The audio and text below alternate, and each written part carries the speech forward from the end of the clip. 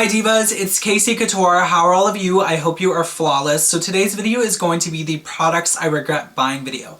And this is probably my most requested video right now. And I've had so many questions about products that I regret buying. Now these are videos that I don't necessarily love doing because just because I don't love a product doesn't mean that it doesn't work for you, or doesn't mean that you don't love the product. It just means this is my personal opinion and I just don't want anyone freaking out about any of the products that I'm showing, because just because you love the product doesn't necessarily mean that everyone loves the product.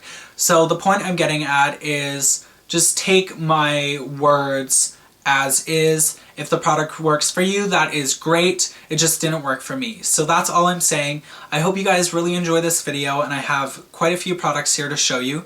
The first one I have here is by Bodyography, and this is a clear foundation primer, and I've used this once and I will never use it again. So what happened was I applied this to my skin, and I feel like you should always apply products to your hands, but I don't break out on my hands, so there was no way of knowing that this product was going to break me out until I put it on my skin, and I could just feel like I was going to get a breakout afterwards. This product I don't believe is oil-free. It is very, very lubricated. It feels like it has a lot of oil in it because after I applied it, it didn't dry down. It stayed on top of the face, and it was a completely oil. It was like my face was completely oil. I don't know if you need to put a setting powder on top of this primer or what, but I felt like it wasn't absorbing into the skin at all. It was sitting directly on top of the skin, and it was complete oil all over my skin. I looked like a busted mess. So this is definitely not a primer that I will ever put on my face again. This product was super oily, and I'm pretty sure this broke me out. So this, to me, this Bodycology isn't a product that I would ever purchase. It's just not great. I got this in a beauty box. I did pay for the beauty product box. All of these products that I'm about to show you, I did pay for in some way or another, so just to let you guys know that. This product I would never ever buy. The next product, and this is one that I got in a box a long time ago, and I kind of raved about it during the unboxing because it looked really cool. This is from Pandoras box, and this is kind of a rosy pink color, and it has some blue and purple in it. It's a nice pink. So the problem with it though is just because it looks great in the packaging doesn't necessarily mean it's going to be great on the face. Now I find this is really, really cakey on the face as well. You have to apply a lot of this to get any pigment out of it. Unlike NARS or unlike a lot of the MAC blushes, you really have to apply a lot, and it's kind of a powdery finish. So unless you're using Fix Plus or some kind of setting spray, this is going to look cakey on your face. No offense, but you're going to look like a cake face if you apply this, because you have to apply a lot of it to get the color, and it's just too powdery. It's overly powdery in my opinion, so this is not a favorite of mine, and it's not a product that I've used more than once. So next product here is Maybelline's Fit Me, the Fit Me concealer. So if you guys don't know, Fit Me is a really, really light coverage foundation and concealer. This doesn't cover anything, in my opinion.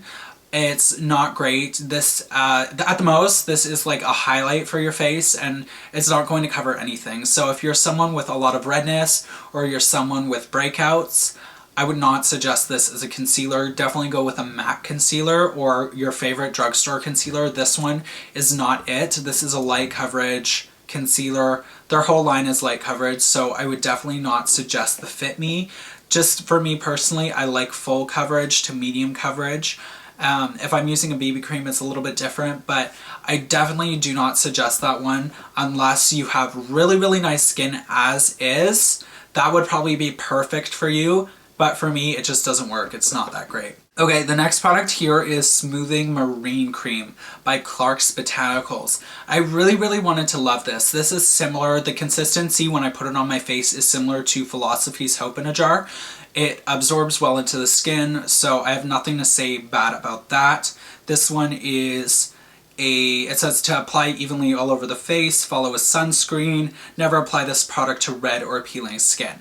So the problem with this one in particular is if you are prone to breakouts or you are prone to having scabs, like little bits of scabs or dry bits on your skin, this can really irritate your skin. Not the best product to put on irritated skin at all. It does say that on the package though.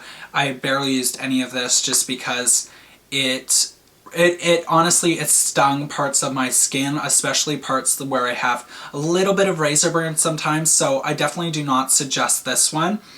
And the smell of this is very holistic, or very, I don't think holistic is the word. The smell of this is very natural and very, it's not a good smell. It's very hippie smelling, so it's not something that I would love to put on my skin ever again. Next product, and I know people really like this product, and this is why I don't like necessarily talking negatively about products, because I can tell you truthfully, I do like the finish this leaves on my skin. It is a matte powder. It's by Covergirl. For some reason, their line smells really weird, like baby powder and tea tree oil, and I can't have that on my face all day because I'm continuously smelling the, like, I don't like powders, finishing powders or setting powders, or powders that you put on top of your skin that have a smell to them. I don't think makeup should have smell, but that's just my opinion. This is just for the normal skin type, I believe. I did buy it for $5, so I'm glad that I didn't waste too much money on that. It's good on the skin. It is pretty good at just as a pressed powder, but it has a really strange smell to it that I just can't get past. So the very last product that I have here is Olay Professional Pro X Eye Restoration Complex, and I got this in a beauty box.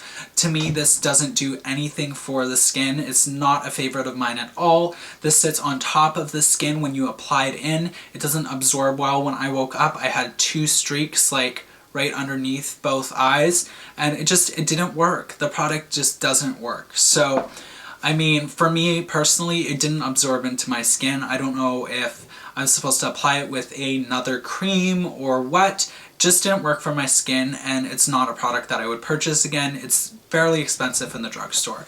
So those are products that I do regret buying. I hope you guys did enjoy this video. I hope I was informative enough. If you have any questions, you can always leave them down below. And yeah, thank you all so much for watching. You guys are awesome. So I'll talk to you divas later. I love you all, and bye for now.